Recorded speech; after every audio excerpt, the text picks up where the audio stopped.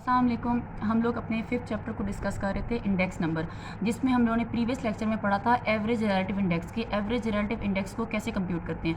अब देखिए, थोड़ा सा अगले लेक्चर से पहले मैं आपको पिछले लेक्चर का ओवरव्यू दे दूं ताकि आपको थोड़ी सी इसको जो है लेक्चर को कंटिन्यू करने के लिए आसानी हो। देखिए, ये हमारे पास क्वेश्चन है जिसमें हमारे पास कमोडिटीज़ दी हुई हैं 4, वीट, राइस, पोटैटो और ओनियन, और प्राइसेस दी हुई हैं 2 ईयर्स की, 1980 की और 1994 की। हमने कंप्यूट करना है एवरेज रिलेटिव इंडेक्स, जिसमें हम डिस्कस कर रहे थे कि एवरेज रिलेटिव इंडेक्स को 3 तरह की मैयर्स के साथ जो है वो आप डिस्कस कर सकते हैं एवरेजेस को यूज़ करते हुए। एक अरिथमेटिक मीन को, सेकेंड मीडियन को, और थर्ड जो है ज्योमेट्रिक मीन को। अरिथमेटिक मीन के साथ कैसे करते थे वो मैं आपको प्रीवियस लेक्चर में डिस्कस कराया था कि हमने क्या किया था, P N over P naught का एक जो है वो पूरा हमने कॉलम बना लिया था। थर्ड कॉलम यहाँ पे बन जाएगा P N over P naught का column. P N over P naught का कॉलम कैसे बनाएंगे, 1980 आपके पास बेस ईयर है, 1994 आपके पास करंट ईयर है, तो आपने हर वैल्यू को 1994 वाली को 160 डिवाइड बाई 158 मल्टीप्लाइड बाई 100 इस तरीके से करके आपने थर्ड कॉलम बना लेना था पी एन और पी नॉट का। अब जब आपके पास arithmetic mean as a average होगी तब आपने क्या करना था, आपने उस P N over P naught वाले कॉलम को प्लस कर लेना था, और नीचे आपके डिवाइजर में है के, तो के से मुराद है नंबर ऑफ कमोडिटीज़। तो आपके पास कमोडिटीज़ 4 हैं, तो 4 से हमने डिवाइड किया था तो हमारे पास आंसर आ गया था। आज का जो मेन टॉपिक है वो है हमारे पास कि यूजिंग मीडियन हम एवरेज रिलेटिव इंडेक्स को कैसे कैलकुलेट कर सकते हैं।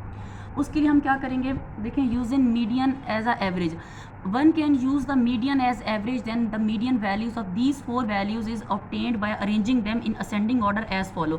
अब ये जो आपके पास नीचे वैल्यूज दी हुई हैं 0.70 वाली, ये बेसिकली जो आपने थर्ड कॉलम बनाया होगा ना P N over P naught वाला, ये आपके पास वही वैल्यूज़ हैं। बस सिर्फ आपने क्या करना है, आपने, क्योंकि आपको पता है मीडियन के लिए अरेंजमेंट कंपल्सरी होती है, तो आपने क्या करना है कि सबसे पहले जो आपके पास पी एन और पी नॉट वाले कॉलम की वैल्यूज़ होंगी 4, उनको अरेंज कर लेंगे, असेंडिंग में करें या डिसेंडिंग में करें।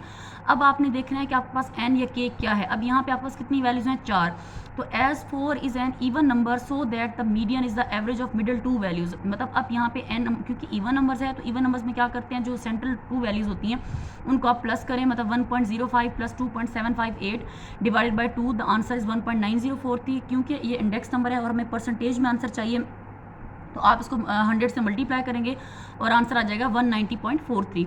अगर ये आपके पास ऑड नंबर होता, तो अगर सपोज अगर ये 5 होती तो आपने डाटा को अरेंज कर लेना था, फिर पहली 2 वैल्यू स्किप कर दें और लास्ट वाली 4 और 5 वैल्यू स्किप कर दें। जो थर्ड वैल्यू होती है मिडल वैल्यू, वो आपके पास मीडियन होगा। तो ये आपने क्वेश्चन पे डिपेंड करना है कि आपकी जो P N over P naught वाली वैल्यूज़ हैं वो कितनी हैं, 4 हैं, 5 हैं, जो भी आपके पास है, मतलब इवन में आती हैं या ऑड में आती हैं, तो उस मुताबिक आप जो है वो मीडियन कैलकुलेट कर लेंगे। अब है using geometric mean as average, कि ज्योमेट्रिक मीन को यूज़ करके एवरेज रिलेटिव इंडेक्स कैसे फाइंड करते हैं। अब देखिए वाई, अब वाई से मुराद है कि वाई कॉलम है P N over P naught का, जो आपने थर्ड कॉलम निकाला होगा ना P N over P naught वाला, ये आपके पास वही है। इसमें अरेंजमेंट मैटर नहीं करती, मतलब आप कुछ भी जैसे वो आ रही होंगी ना, मतलब जिस तरह से वो आपकी क्वेश्चन में होंगी, आप इसको वैसे ही लिखेंगे वाई वाले कॉलम को। वाई से मुराद है P N over P naught वाला, जो आपका थर्ड कॉलम था वो आप लिखेंगे। आपको पता है ज्योमेट्रिक मीन हमने मिड में डिस्कस किया था, ज्योमेट्रिक मीन क्या कैसे कंप्यूट करते हैं।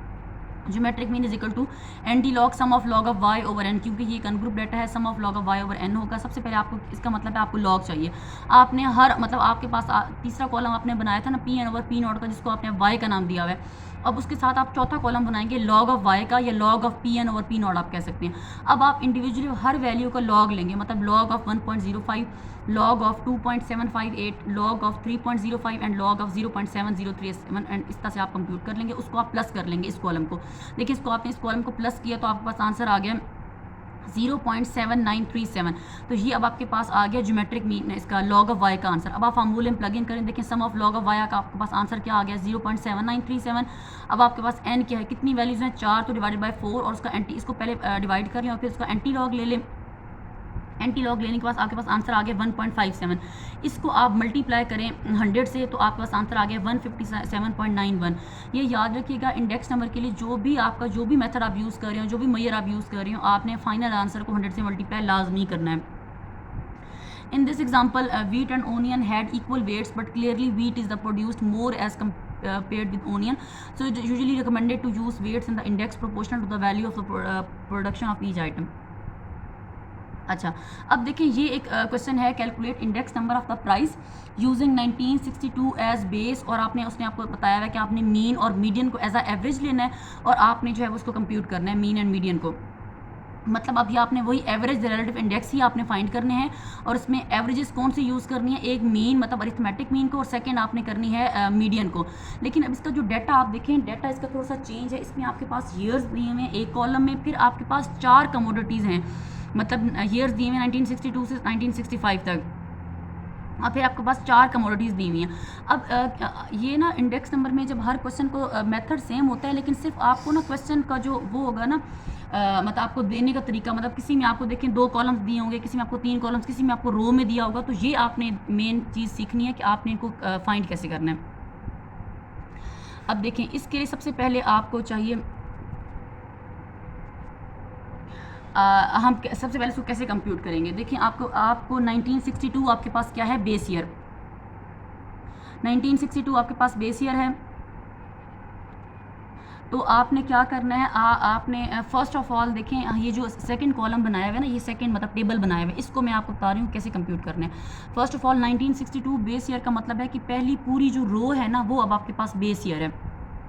तो फर्स्ट आप देखें कैसे करेंगे,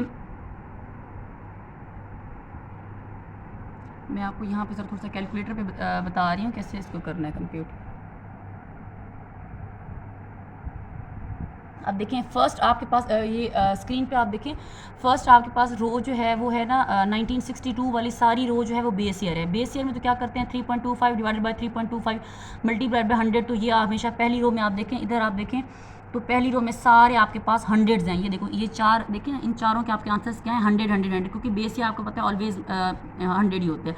सेकेंड रो में आप देखें, अब ये आपके पास मेन चीज़ है, देखें 3.44 divided by 3.25 multiplied by 100।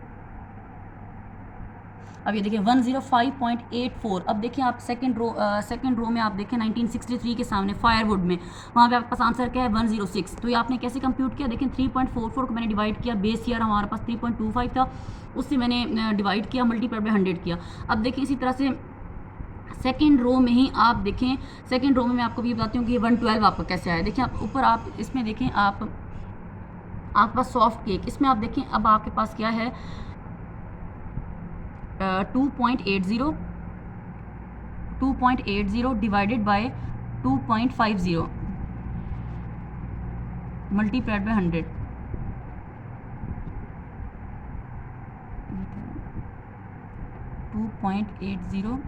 Divided by 2.50 multiplied by 100। ये ख्याल करना है कि पहले डिवाइड करके फिर 100 से मल्टीप्लाई करना है। अब 112, तो ये अब आपके पास आंसर आ गया 112। ये देखें सेकंड रो में सॉफ्ट केक के नीचे आप सेकंड रो में देखें 112। तो अब ये आपको बताने का मकसद ये था कि आपने इस तरीके से जो है वो कंप्यूट करने हैं सारे ये प्राइस रिलेटिव्स। फिर आपको क्या क्या कहा गया कि आपने 2 एवरेजेस यूज़ करनी है, मीन और मीडियन। मीन में क्या करेंगे, सबको आप 4 वैल्यूज़ को देखिए, उसने टोटल कर लिया, टोटल उसने आसानी के लिए कर लिया कि सारी वैल्यूज़ को आप टोटल कर लें। टोटल अब आपने रो वाइज करना है। मीन कैसे कंप्यूट करेंगे, चारों को प्लस करें और देखिए ना पहले 400 थे तो 400 डिवाइडेड बाय 4, तो आंसर आपके पास 100 आ गया। मीडियन में क्या करना है, मीडियन में ये ख्याल करना है कि सबसे पहले डाटा को जो है वो आपने अरेंज करना है असेंडिंग या डिसेंडिंग ऑर्डर में। अब 4 हैं तो सेंट्रल जो 2 वैल्यूज़ होंगे उनको 2 पे डिवाइड करके 100 से मल्टीप्लाई करेंगे, तब ये मीडियन वाला आपके पास कॉलम आएगा। ये अब आपने आपकी टास्क आप समझ लें कि ये अब आपने मीडियन कंप्यूट करके मुझे दिखाना है कि कैसे होता है। मैंने क्योंकि आपको पिछले लेक्चर में आपको जो है वो बता दिया था डिटेल में कि कैसे कंप्यूट करते हैं। अब मीडियन भी आप कर लें और मीन भी आप कर लें।